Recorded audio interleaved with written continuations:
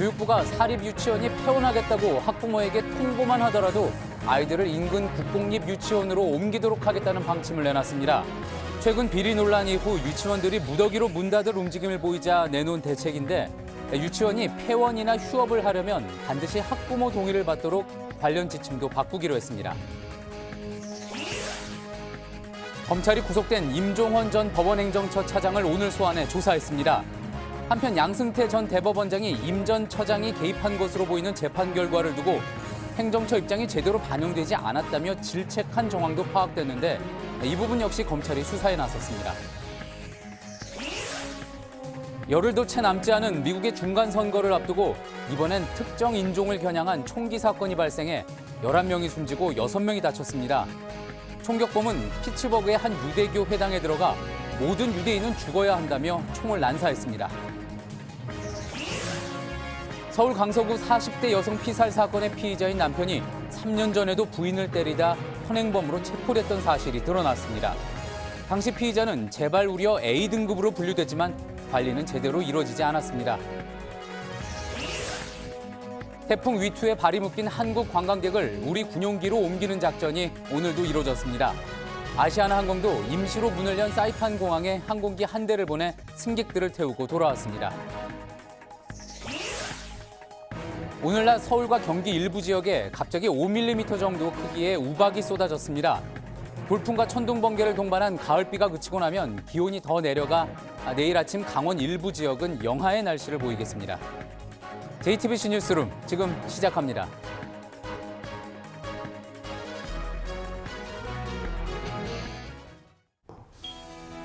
공기청정기가 도로 위로 내일을 바꾸는 현대수소 전기차.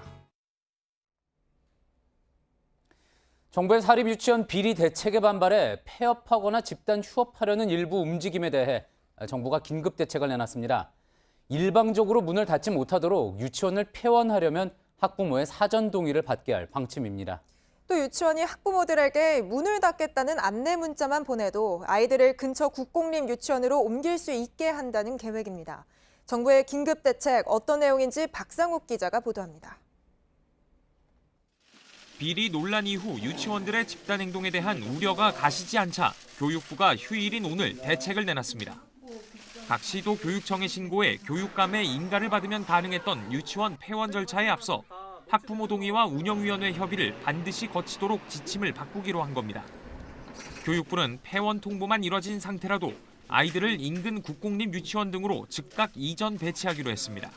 폐원 신청서를 제출하지 않고 폐원을 하겠다고 학부모에게 통보만 하더라도 교육부와 교육청은 바로 해당 유치원 아이들을 인근 국공립 유치원이나 국공립 어린이집 등 다양하게 배치할 수 있도록. 교육부는 유치원이 옮겨지는 아이들에겐 통학 차량도 지원할 방침입니다.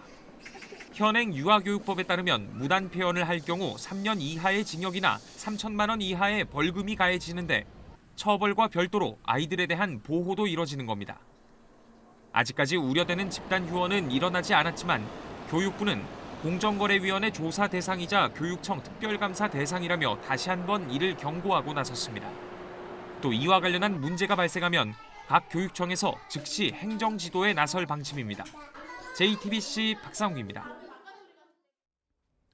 검찰이 양승태 전 대법원장이 특정 재판 결과를 두고 질책을 하거나 지시를 내리는 등 직접 개입한 걸로 보이는 정황을 포착해 수사를 확대하고 있습니다. 어제 구속된 임종원 전 법원행정처 차장의 구속영장에도 이런 내용이 담긴 걸로 파악됐습니다. 먼저 김선미 기자의 보도입니다. 2014년 헌법재판소는 통합진보당 해산을 선언하며 소속 국회의원들의 의원직 상실을 함께 결정했습니다. 의원들은 헌재 결정에 반발하고 국회의원의 지위를 확인해달라며 법원에 소송을 냈습니다. 검찰에 따르면 당시 법원행정처는 1심 재판부에 의원직에 대한 결정권은 법원의 권한이란 점을 판결에 담도록 의견을 전달했습니다. 하지만 1심 재판부는 헌재의 권한이라며 법원에서 담당할 사건이 아니라고 판단합니다.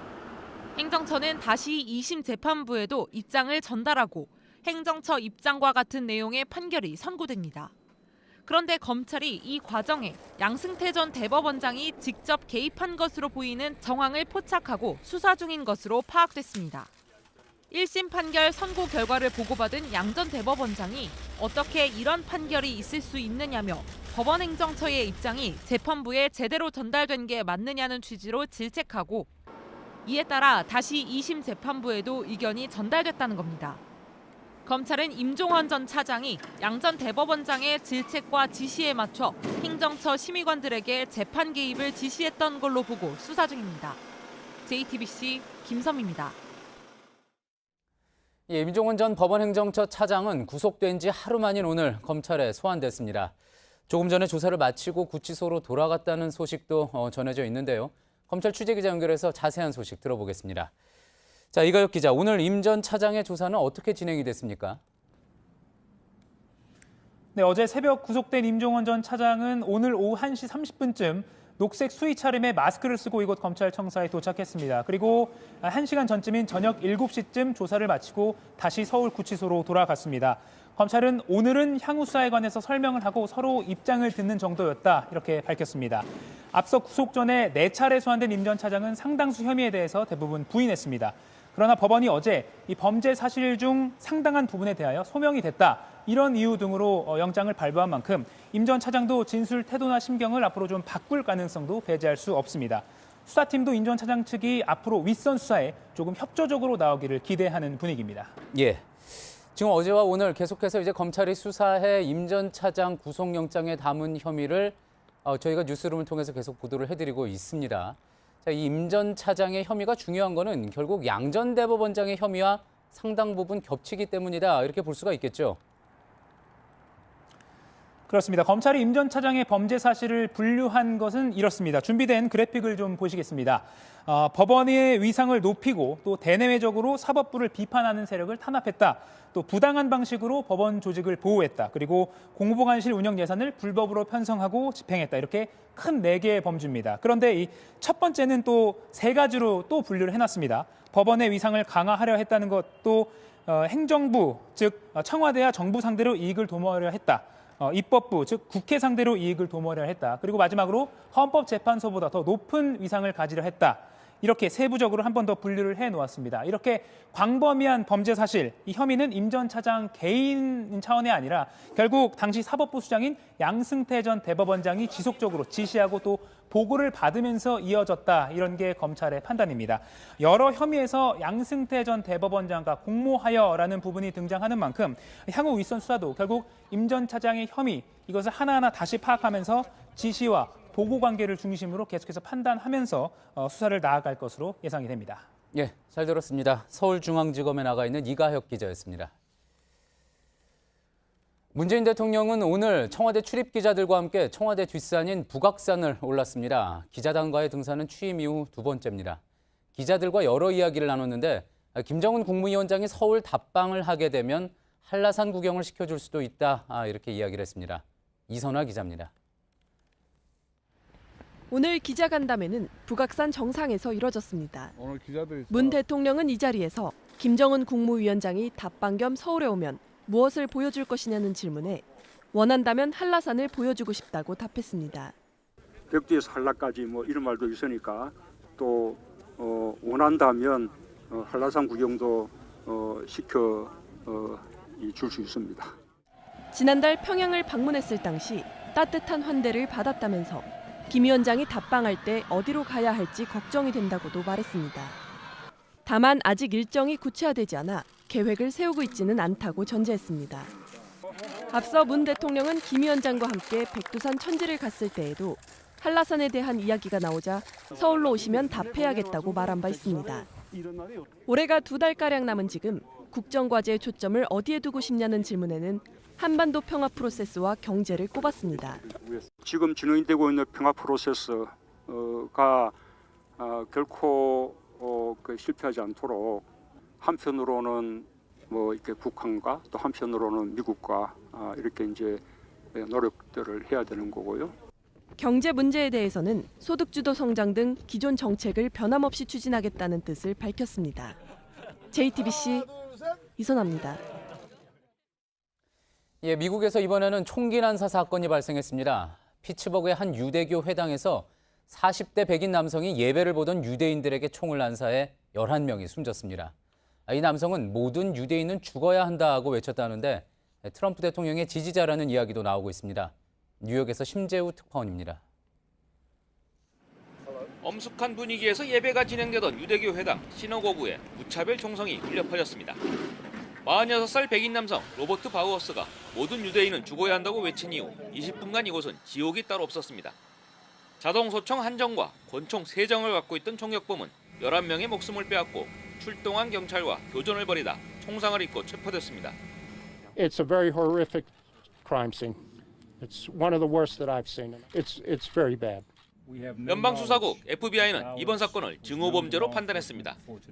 사건 현장에서 차로 25분 떨어진 곳에 살던 범인은 얘기를 나눠본 이웃이 없을 정도로 사교적이지 못했습니다. 그러나 소셜미디어에서는 다른 인물이었습니다. 극우 인사들이 많이 사용하는 소셜미디어 플랫폼 갭닷컴에 반유대주의 내용을 여러 차례 올렸습니다. 최근에는 도널드 트럼프 대통령은 국수주의자가 아닌 세계주의자라며 트럼프를 지지하는 내용의 글도 올렸습니다. 미국 최대 유대인 단체인 ADL은 미국 역사상 가장 치명적인 유대인 공격이라고 비판했습니다. 벤자민 네타냐후 이스라엘 총리는 전 이스라엘인과 함께 가족의 죽음에 슬퍼한다는 내용의 성명을 발표했습니다. ADL 조사를 보면 미국 내 반유대주의 범죄는 2016년 1200여 건에서 지난해 1900여 건으로 급증했습니다. 뉴욕에서 JTBC 심조우입니다. 민주당 주요 인사를 겨냥한 폭발물 소포 사건에 이어 특정 종교와 인종을 겨냥한 무차별 총격 사건까지 발생하자 미국 사회는 충격에 빠졌습니다. 특히 아흘에 앞으로 다가온 중간 선거에 불똥이 튈까 트럼프 대통령은 서둘러 진화에 나선 모습입니다. 김혜미 기자입니다. 반트럼프 인사들에게 배달된 폭발물 소포에 이어 유대인을 겨냥한 총기 난사까지. 이딴 증오범죄에 미국 내에서도 우려의 목소리가 커졌습니다. We think is progressing and moving to a more centrist and just safer frame of mind. It's not. 외신은 트럼프 대통령이 그동안 보여준 공격적인 언행과 노골적인 편가르기가 일련의 사건과 무관치 않다고 분석했습니다. I called the fake news the enemy of the people, and they are. They are the enemy of the people. 최근에는 중남미 불법 이민자들을 침략자로 규정하며 강하게 비난했습니다. 워싱턴 포스트는 선거를 앞두고 트럼프와 공화당의 이 같은 움직임이 극우 극단주의를 불러왔다고 분석했고, 영국 이코노미스트는 최근의 사건들은 미국의 분열을 보여주고 있다며 트럼프의 부도덕한 리더십을 지적했습니다. 트럼프 대통령은 총격 사건과 관련해 종교적, 인종적 증오와 편견에 대해 관용이 없어야 한다며 강력한 처벌을 언급했습니다. 또 조만간 사건 현장을 직접 찾겠다며 발빠른 수습에 나섰습니다. JTBC 김혜미입니다. 이른바 강서구 아파트 주차장 살인 사건의 피해자가 과거에도 경찰에 2차례나 도움을 요청했던 것으로 드러나면서 허술한 피해자 보호 시스템이 논란이 되고 있습니다. 그런데 저희 취재 결과 당시 경찰이 피의자인 전 남편을 가정폭력 재발 우려가 큰 A등급으로 분류했지만 해야 할 모니터링은 제대로 하지 않은 것으로 확인됐습니다. 최승기 기자가 보도합니다. 첫 신고는 2015년 2월 15일이었습니다. 피의자 김모 씨는 여행 다녀온 아내를 공항 주차장과 집 앞 등에서 폭행했습니다. 막내딸의 신고를 받고 출동한 경찰은 김 씨를 현행범으로 체포하고 가정폭력 가해자가 피해자 거주지에 접근하지 못하게 하는 긴급 임시 조치를 내렸습니다. 가정폭력 재범 위험성 조사표도 작성했는데 이 표를 보면 폭행 심각도는 상으로 적혀 있고 가해자 통제의 어려움, 가해자의 심한 감정 기복 등도 표시돼 있습니다. 당시 경찰은 총점 8점으로 김 씨를 고위험 가해자로 분류했습니다. 언제든지 재범을 저지를 가능성이 크다는 얘기입니다. 경찰은 이러한 자료를 바탕으로 가정폭력 신고 가정을 선별한 뒤 AB 등급으로 나눠 모니터링해야 합니다. 숨진 피해자 가정의 경우 A등급으로 분류돼 있었지만 가정 방문 등 모니터링은 없었습니다. 피해자가 전화번호를 자주 바꿔 연결이 되지 않았다는 이유에서입니다. 이후 2016년 1월 1일 피해자는 또다시 경찰에 신고했지만 김 씨의 폭력은 집요하게 이어졌습니다. 선정을 했으면 훨씬 더 거기서 일어날 수 있는 다양한 폭력에 대한 위험성을 생각을 했어야 되는데 공권력과 허술한 제도가 피해자를 보호하지 못하는 사이 김 씨는 결국 전 남편에 의해 살해됐습니다. JTBC 최승기입니다.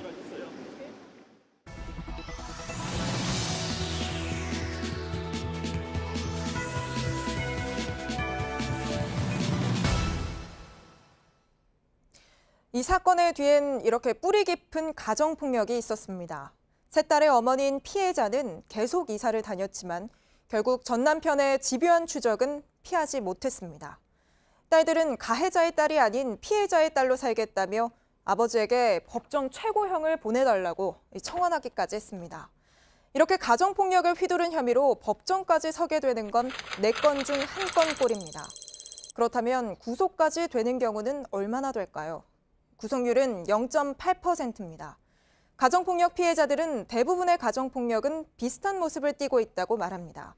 한 가정폭력 피해자는 저희 취재진에게 남편이 만약 살아있었다면 나도 이런 일을 당했을 것, 이렇게까지 털어놨습니다. 류정화 기자가 취재했습니다.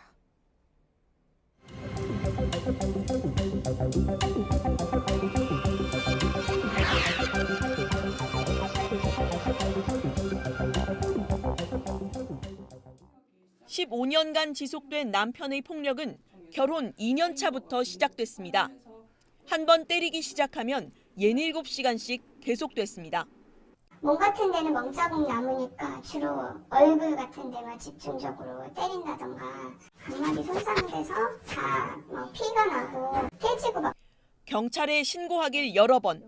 하지만 가정사로만 취급당했습니다. 되게 고압적으로 형사가 얼마나 할 일도 많고 바쁜데 아줌마 어차피 취할 거 아니냐. 근데 왜 사람 힘들게. 결국 쉼터로 몸을 숨겼지만 남편은 집요했습니다. 피해자가 피신한 곳을 찾으려고 허위 신고까지 했다고 말합니다. 출동했던 경찰에 또 신고를 했더라고요. 아이한테 성추행했다.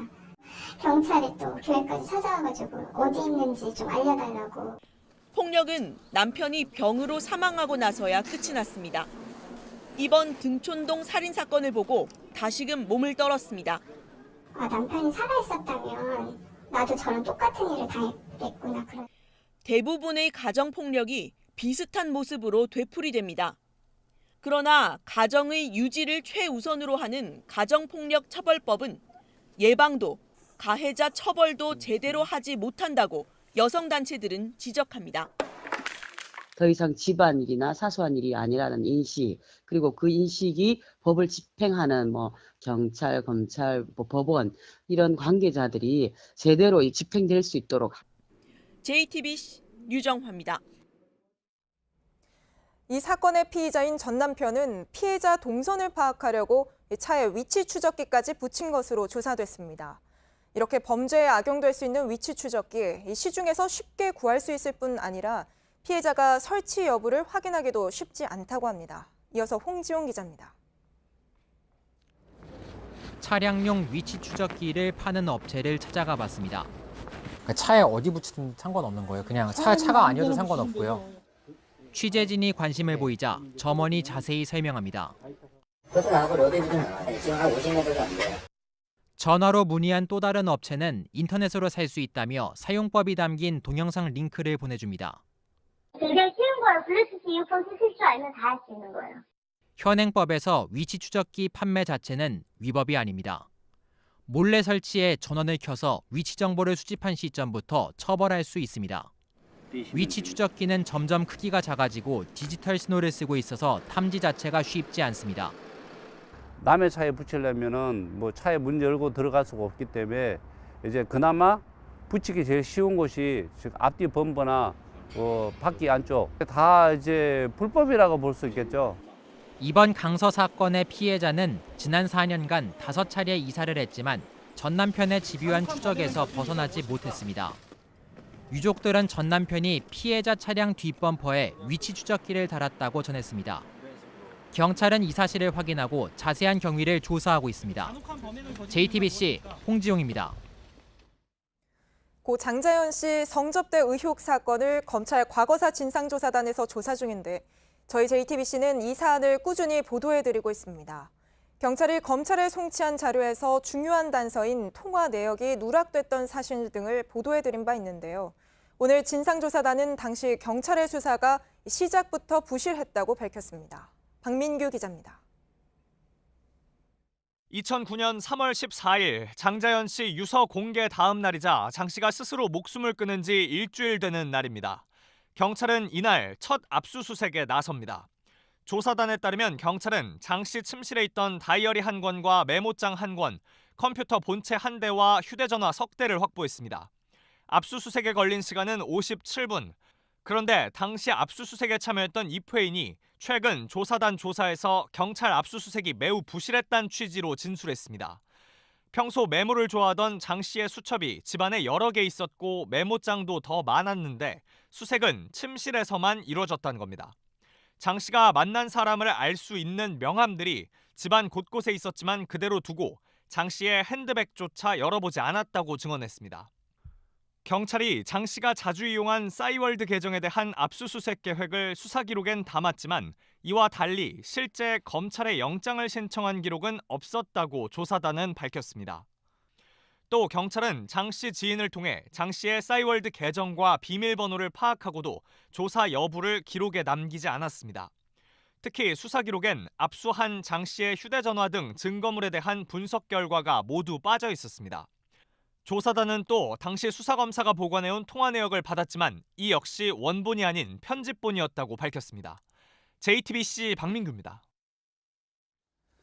예, 오늘도 태풍 위투로 사이판에 고립된 우리 관광객을 수송하는 작전이 계속됐습니다. 어제 1차로 141명이 귀국을 했고 오늘은 400여 명이 추가로 사이판을 빠져나왔는데요. 사이판 공항이 일부 문을 다시 열면서 아시아나 임시항공편도 이곳으로 투입이 됐습니다. 괌에 나가 있는 저희 취재기자 연결해 보겠습니다. 자, 박준우 기자, 일단 오늘 태풍 위투가 지나간 이후 처음으로 사이판 공항에 우리 국적기 임시편이 투입이 됐습니다. 몇 명이나 이 비행기에 탄 겁니까? 네, 오늘 사이판에 투입된 아시아나 항공 임시편의 규모는 모두 302석입니다. 네, 정작 탑승한 승객은 258명이고 그 가운데서도 한국인은 93명뿐이었습니다. 기존에 아시아나를 예약했던 중국 등 다른 나라 승객들이 대거 탑승을 했기 때문인데요. 아시아나 측은 25일과 26일 자사 항공편을 예약했지만 사이판에 발이 묶인 승객들을 먼저 태우겠다고 밝힌 바 있습니다. 또 40석 이상 좌석이 빈 이유도 외교부 측에 한번 문의를 해봤습니다. 그랬더니 기존 한국인 예약객 중에 먼저 군 수송기를 통해서 한국으로 돌아간 사람도 있고 중국인 예약객 가운데 중국 직항기를 통해서 중국으로 먼저 돌아간 사람들도 있기 때문이라고 밝혔는데요. 또 빈좌석에 한국인들을 더 태우려고 해도 불가능했다고 합니다. 사이판 공항의 전기 사정이 좋지 않아서 발권 시스템이 아예 먹통이 됐기 때문인데 현장 판매가 불가능한 상황이었다고 합니다. 예, 그렇군요. 어떤 이유에서든지 40석이 빈 채로 돌아간 거는 좀 아쉬움이 남는 그런 대목이군요. 자, 오늘 군 수송기 상황은 어땠습니까? 군 수송기를 통해서도 한국 국민들이 많이 이동을 했죠. 예, 괌과 사이판을 오가는 우리 군 수송기의 수송 작전도 계속됐습니다. 오늘 모두 괌과 사이판을 4차례 오갔는데요. 모두 330명을 실어 날랐습니다. 영유아를 둔 가족이나 체류 기간이 긴 승객들부터 우선순위를 정해서 탑승을 시켰습니다. 또 이들 대부분은 현지 시각 오후 3시와 8시에 서울행 비행기에 올랐고 일부는 지금 호텔 등에 남아서 내일 부산행 비행기를 타고 귀국할 예정입니다. 예, 그런데 개별적으로 귀국한 분들도 있다고 들었습니다. 지금 상황에서 그렇게 개별적으로 귀국을 하는 게 가능한 겁니까? 네, 군 수송기나 사이판으로 투입된 임시편이 아니라 개별적으로 티켓을 구매해서 간 승객들도 있다고 하는데요. 다름 아니라 젊은 연인 2명입니다. 이분들은 오늘 오전에 유나이티드 항공을 통해서 사이판에서 괌으로 온 후에 다시 지네어로 갈아타고 부산으로 돌아갔다고 합니다. 예, 그렇군요. 자, 그러면 한번 정리를 좀 해볼까요? 지금까지 사이판을 빠져나온 우리 관광객은 그러면 총 몇 명입니까? 그리고 또 내일 우리 국적사의 사이판 임시편 투입 계획은 어떻게 됩니까? 네, 어제 빠져나온 141명을 포함하면 오늘까지 다 해서 566명입니다. 그리고 내일은 우리 국적기가 4편이 임시편으로 투입될 예정인데요. 4편 모두 인천공항입니다. 또 우리 군수송기 역시 계속해서 수송작전을 펼칠 계획입니다. 지금까지 괌 현지에서 JTBC 박준호입니다. 10월의 마지막 휴일인 오늘 서울과 경기 일부 지역에 갑자기 우박이 쏟아졌습니다. 또 강풍이 불어 컨테이너가 떨어지면서 인명피해도 발생했습니다. 가을 추위가 이어져 내일은 기온이 영하로 떨어지는 곳도 있겠습니다. 오선민 기자입니다. 눈송이 같은 얼음 덩어리가 떨어져 내립니다. 도로와 차량을 매섭게 때립니다. 사람들이 급히 천막 아래로 대피하기도 했습니다. 수도권을 중심으로 지름 5mm가량의 우박이 떨어졌습니다. 중부지방 5km 상공에 영하 25도의 찬 공기가 유입되면서 대기가 불안정해졌기 때문이라고 기상청은 설명했습니다. 지게차가 컨테이너를 들어 올립니다.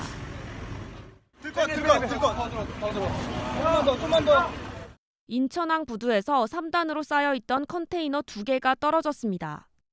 이 사고로 작업을 준비하던 하역노동자 55살 이모 씨가 숨졌습니다. 차량 넉 대도 파손됐습니다. 경찰은 강풍으로 컨테이너가 무너져 내린 것으로 보고 있습니다. 내일 아침에도 쌀쌀한 날씨가 이어지겠습니다. 최저기온은 서울이 4도, 대전 6도, 광주가 9도로 오늘보다 1에서 3도가량 낮겠습니다. 강원 양구와 철원은 영하권으로 떨어지겠습니다. 흐린 가운데 곳곳에서 가을비도 내릴 것으로 전망됩니다. 모레는 서울의 최저기온이 2도까지 내려가는 등 올 가을 들어 가장 춥겠습니다. JTBC 오선민입니다. 부산 광안리에서 어제 대규모 불꽃 축제가 열렸습니다. 그런데 축제 도중 화약을 실은 바지선 3척에 불이 붙는 아찔한 사고가 있었습니다. 최재원 기자가 보도합니다. 형형색색의 불꽃이 부산 밤하늘을 환하게 밝힙니다. 불꽃들은 마치 폭포처럼 광안대교에서 바다로 쏟아지기도 하고 하늘 위에 무지개를 수놓기도 합니다. 어젯밤 광안리 해수욕장 앞바다에서 열린 부산 불꽃축제.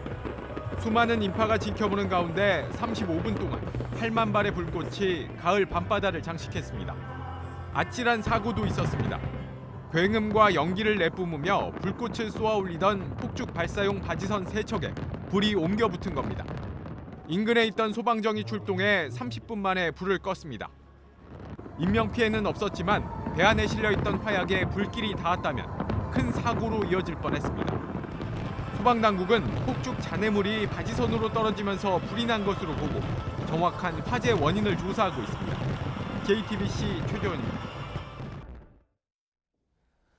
어제 오후 4시 40분쯤 경남 창원시의 한 아파트에서 어린이집 원장 49살 정모 씨가 쓰러져 숨져 있는 것을 이 아파트 경비원이 발견해 경찰에 신고했습니다. 경찰은 정 씨가 투신한 것으로 보고 있는데 어린이집 감사를 앞두고 힘들어했다는 유족 증언을 토대로 조사를 진행하고 있습니다.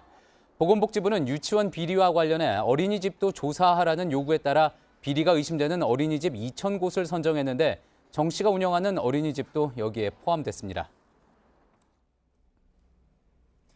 우리 경제에 불황의 그늘이 짙어지고 있는 요즘입니다.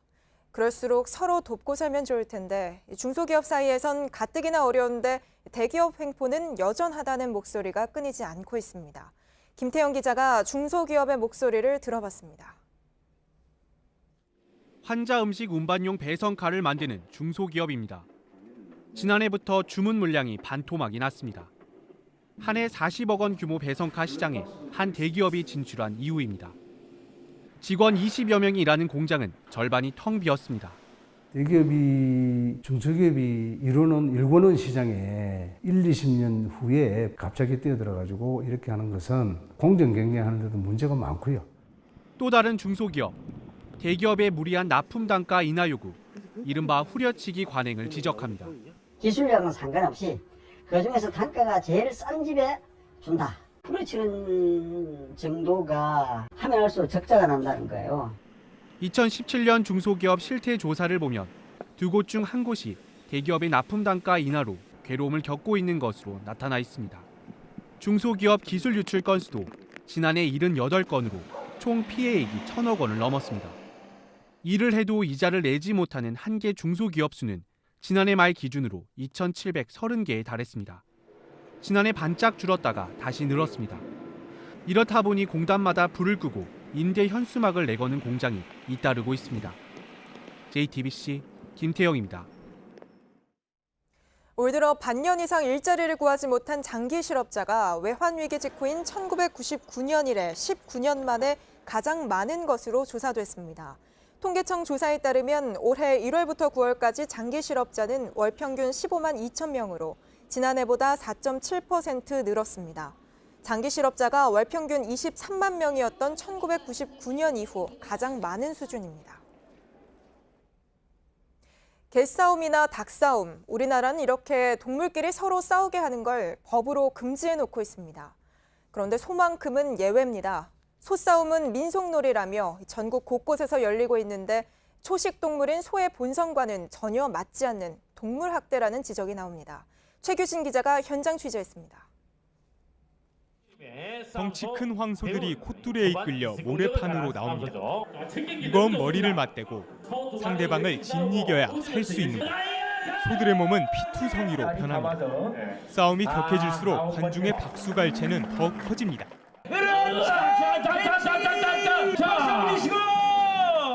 한 경기가 끝나면 곧바로 다음 소들이 투입됩니다. 거친 숨을 내쉬는 소들은 울부짖고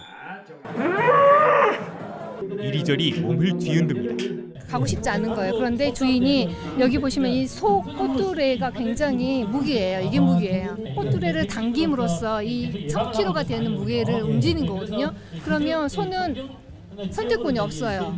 600kg을 넘나드는 소들이 싸우면서 뿔이 부러지고 다치는 일도 많습니다. 하지만 경기를 위해 몸을 키우려면 더 혹독한 사육 과정을 거쳐야 합니다. 싸움터에 돈을 거는 일은 금지돼 있지만 암암리에 판돈이 오가기도 합니다. 다른 데는 1,000만 원 한 데도 있어요. 소싸움도 역시 뭐 참 취미도 있고 하지만 돈하고 연관이 있잖아요. 그죠? 소싸움은 민속놀이라는 명목으로 전국 11곳에서 개최되고 있습니다. 현행 동물보호법에 소싸움은 민속놀이로 분류돼 있기 때문입니다. 그러니까 이렇게 하는 걸 보다 좋겠다. 저희들이 동물학대가 아니라 이거 민속싸움이라고 이렇게 생각하시는 겁니다. 하지만 동물보호단체들이 동물학대와 사행성 조장을 지적하며 반대하고 나서면서 논란은 그치지 않고 있습니다. 우선 그 소가 싸울 이유가 없어요. 사실 전통은 그 시대에 살고 있는 사람들에 의해서 항상 새롭게 합의되는 거라고 생각해요. 세계적으로 인위적인 동물 싸움을 금지하는 추세지만 우리나라에선 여전히 전통이란 이유로 계속되고 있습니다. JTBC 최규진입니다. 경기장에 휘몰아친 강한 비바람도 홈런 공장 SK의 방망이를 식힐 순 없었습니다. 가을 하늘에 홈런 3개를 수놓은 SK는 넥센과의 홈 2연전을 모두 쓸어 담으면서 한국 시리즈로 가는 8부 능선을 넘었습니다. 이도성 기자입니다. 중계 화면을 가리는 세찬 비와 함께 나무가 휘청거릴 정도로 강한 바람이 불었지만 2만 3천여 명의 응원에 힘을 얻은 양팀 선수들은 몸을 사리지 않았습니다. 한동민은 땅볼 타구에도 전력 질주해 1루 베이스 위로 날았고 해커는 마운드에서 몸을 던지며 아웃 카운트를 잡았습니다. 공만 바라보며 뛴 선수들에겐 동료도 벽도 보이지 않았습니다. 3회 센즈와 강승호가 충돌하자 전날처럼 모든 선수가 그라운드로 뛰쳐나왔습니다. 센즈를 향해 손가락 욕을 날린 김성현에겐 경고 조치가 내려졌습니다. 차가운 가을바람에도 뜨겁게 달아올랐던 플레이오프 2차전은 역시 홈런으로 승부가 갈렸습니다. 1대1 동점으로 맞선 5회 김강민은 해커의 주무기 커터를 받아쳐 가운데 담장을 넘겼습니다. 중견수 임병욱이 따라가길 포기할 정도로 거대한 아치였습니다. 이재원과 최정이 쐐기포를 날렸고 5명이 번갈아 마운드를 지킨 불펜진은 삼진쇼로 넥센 타선을 잠재웠습니다. 연이틀 홈팬들 앞에서 승리를 거둔 SK는 이제 적진에서 6년 만에 한국 시리즈에 도전합니다. JTBC 이도성입니다.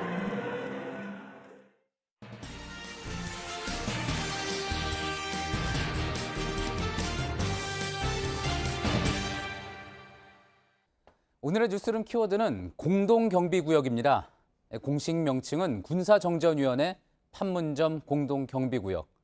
흔히 JSA라고도 부르는 이곳은 1953년 정전협정 당시 교섭장소로 활용하던 곳인데 중립적인 협상장이기 때문에 비무장이 원칙이고 또 서로 자유롭게 오가며 남북 병사가 같이 사진을 찍기도 했습니다.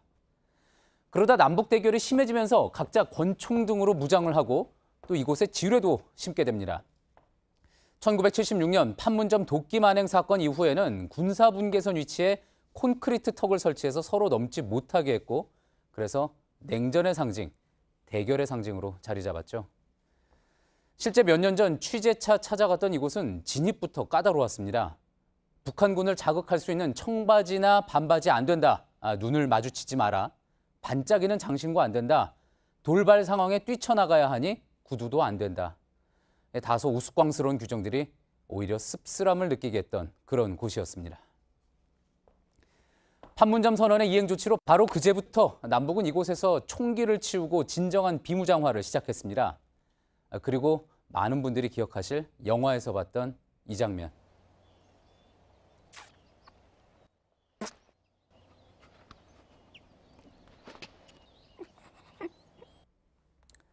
긴장감과 적대감을 걷어낸 자리에 이해와 여유가 자리 잡고 그래서 한때 대결의 상징은 화해의 상징이 될 수 있기를 기대해보는 오늘의 뉴스룸 키워드 공동경비구역이었습니다.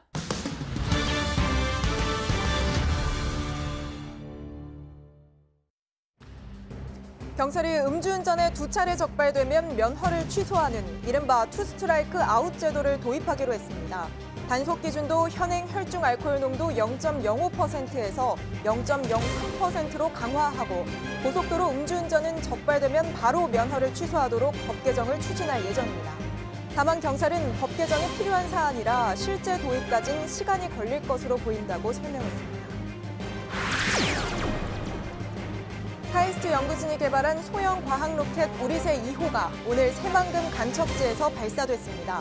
국내에선 처음으로 민간기관이 자체 개발한 기술로 발사에 성공한 건데 카이스트 측은 국내에선 실험 부지가 마땅치 않아 공역 사용 승인을 받기 어려웠는데 이번 실험 성공을 계기로 국내 민간 로켓 연구 여건이 더 나아지길 바란다고 밝혔습니다. 잉글랜드 프로축구 프리미어리그 레스터시티의 구단주가 소유한 헬리콥터가 현지 시간 27일 경기장 인근 주차장에 추락했습니다. 영국 현지 언론은 구단주가 헬리콥터에 타고 있었으며 헬리콥터가 추락한 뒤 큰 화염에 휩싸이면서 탑승자 전원이 숨진 것으로 보인다고 전했습니다. 단 한 번이라도 승차를 거부한 택시는 10일 동안 영업정지 처벌을 내리는 이른바 원스트라이크 아웃 제도 도입을 서울시가 검토하고 있습니다. 택시 요금 인상을 추진하고 있는 만큼 그동안 고질병으로 여겨진 승차 거부를 보다 강력하게 제재하겠다는 겁니다. 또 운행이 들쭉날쭉한 개인 택시에 의무 운행 제도를 도입해서 심야 시간대 택시 부족 문제를 해결할 계획입니다.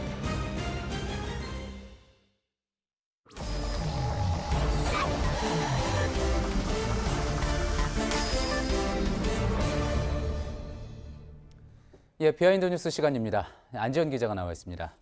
안지현 기자, 첫 번째 키워드부터 볼까요? 네, 첫 키워드는 가짜 뉴스 대 가짜 뉴스입니다. 예, 가짜 뉴스는 뭐 익숙하게 알고 있는데 가짜 뉴스는 뭡니까? 최근 민주당에서 일부 보수 진영의 가짜 뉴스를 비판하자 보수 진영에서는 가짜 뉴스가 아니라 가짜 뉴스다 이렇게 맞받고 있는 겁니다. 예. 지난 25일 한국당 당사에서 보수 유튜버들과 함께 김성태 원내대표가 함께 개최한 긴급 토론회 자리에서 이런 표현이 나왔는데요. 그 표현 직접 들어보시죠. 예. 가짜 뉴스라고 해갖고 요즘 뭐 계속 공격을 하고 있는데 저는 가짜 뉴스가 아니라 가짜 뉴스다. 우리는 열심히 가자. 예, 그러니까 가짜 뉴스 논란에도 불구하고 계속 이렇게 열심히 가겠다. 그래서 가짜 뉴스라는 거군요. 네, 맞습니다. 이날 한국당과 보수 유튜버들이 처음으로 합동 방송을 한 건데요. 그런데 이에 앞서 보수 성향의 유튜브 채널은 이미 많은 구독자를 갖고 있었습니다. 보시면 정규재 TV를 비롯해서 신의 한수 그리고 황장수의 뉴스 브리핑 등이 있었습니다. 예. 자, 그렇군요. 최근 이렇게 야권 보수 성향의 유튜브가 화제가 많이 되고 있습니다. 뭐 논란이 되기도 하고.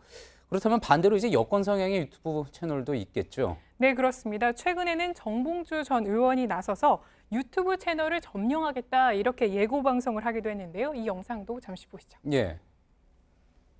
유튜브를 제패하고 있다는 소식을 듣고 이제 유튜브 시장을 유튜브 세계를 점령하기 위해서 출범합니다. 예. 이 밖에도 유튜브를 활용하는 여러 채널이 있었습니다. 이 미디어 몽구를 비롯해서 팩트TV 그리고 뉴비씨 등이 있었고요. 이들이 사실상 장외에서 여야 투쟁을 벌이고 있는 구도였습니다. 예.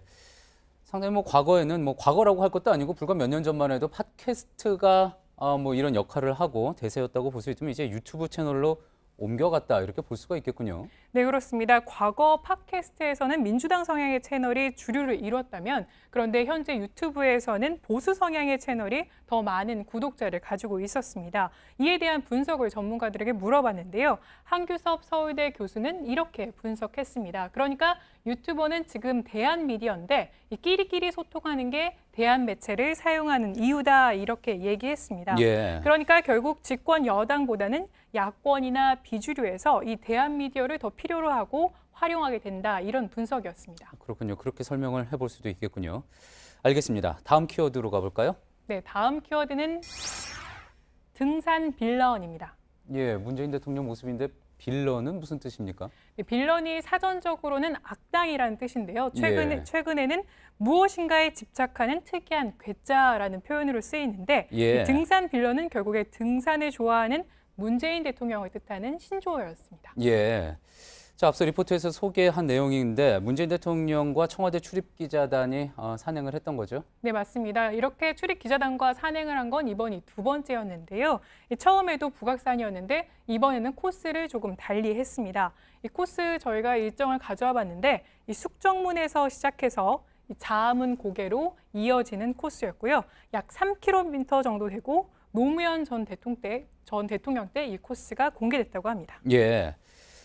저도 한양도성 4개 코스를 다 가봤는데 특히 저 백악 코스 저기가 이제 굉장히 일반인들한테는 좀 힘든 코스입니다. 그래서 같이 갔던 수행을 했던 사람들에게는 좀 버겁지 않았나 그런 생각도 드는데요. 네, 저도 그런 생각을 했고요. 실제로 첫 번째 등산에 동행했던 김경수 경남지사는 당시에 이런 글을 페이스북에 올리기도 했습니다. 이렇게 지친 뒷모습을 보이는 이 사진과 함께 대통령님 쉰다고 하셨잖아요. 이런 글을 올리기도 했었는데요. 예, 김경수 지사의 모습인가 보군요. 네. 예. 그래서 오늘 산행에 동행했던 기자에게 물어봤습니다. 그랬더니 JTBC 이서준 기자는 전혀 힘들지 않았다 이렇게 답하기도 했습니다. 예. 그랬군요. 제가 아는 이서준 기자로 미뤄 짐작을 해봤을 때 상당히 힘들었을 것 같은데 아무래도 뭐 가다 쉬다를 반복했겠죠. 그랬기 때문에 아무래도 코스가 뭐 그렇게 어렵지는 않았을 것 같다는 생각도 듭니다. 네, 예정보다 이 코스가 조금 더 오래 걸렸다고 하는데요. 무엇보다 이 중간중간 만난 일반 시민 지지자들을 만나서 하나하나 기념사진을 찍어줬다고 합니다. 그때마다 대통령과 함께 쉬다 보니까 더욱 수월했던 것으로 보입니다. 예. 자, 근데 보면은 이제 문 대통령뿐만이 아닙니다. 이제 역대 대통령들도 기자들과 함께 산행을 하고 특히 또 중요한 일 있을 때마다 산을 찾고 그런 일들 많이 본 것 같네요. 네, 모든 대통령이 그랬던 건 아닌데 가까이는 이명박 전 대통령이 출입 기자들과 산행을 한 바 있고요. 노무현 전 대통령도 이 북악산에 등산한 바 있습니다. 특히 노 전 대통령의 경우에는 등산하면서 이 다양한 이야기를 나누기도 했는데요. 특히 집권 3년 차를 맞아서 이 기자들이 이 심경에 대해서 묻자 노 전 대통령이 올해도 여전히 어렵고 힘들다 이렇게 자신의 심경을 밝히기도 했습니다. 예, 등산 좋아했던 역대 대통령으로 김영삼 전 대통령 또 빼놓을 수 없겠죠. 네, 맞습니다. 등산 정치의 원조격으로 불리기도 하는데요. 김 전 대통령을 중심으로 모였던 민주산악회는 그래서 한국 정치사를 통틀어 가장 영향력 있는 모임 이렇게 불리기도 합니다. 이 군사 정권의 탄압을 피해서 결국 산에서 모여서 민주화 운동을 이어가는 기능으로 등산을 활용했던 건데요. 이 등산이 일종의 정치 행위이자 소통 창구였던 셈입니다. 예, 잘 들었습니다. 비하인드 뉴스 안지연 기자였습니다. 내일은 전국이 대체로 흐린 가운데 중부와 전북 내륙에선 낮 한때 비가 조금 내리겠습니다. 기온이 낮은 산간 지역엔 눈이 내리는 곳도 있겠는데요. 당분간 기온이 평년보다 3도에서 7도 정도 낮고 바람이 강해서 체감 기온도 떨어지겠습니다. 예, 오늘 한 가지 저희 소식 전해드리겠습니다. 지난 7월까지 하고 막을 내렸던 소셜 라이브가 시즌 3로 내일부터 다시 시작을 합니다. 뉴스룸이 끝난 뒤에 저희 JTBC 기자들이 다시 스튜디오로 나와서 생생한 취재 뒷이야기를 들려드리겠습니다. 매주 월요일과 수요일, 금요일에 유튜브와 페이스북을 통해 시청하실 수 있습니다. 네, 저희가 준비한 소식은 여기까지입니다. 시청해주신 여러분 고맙습니다.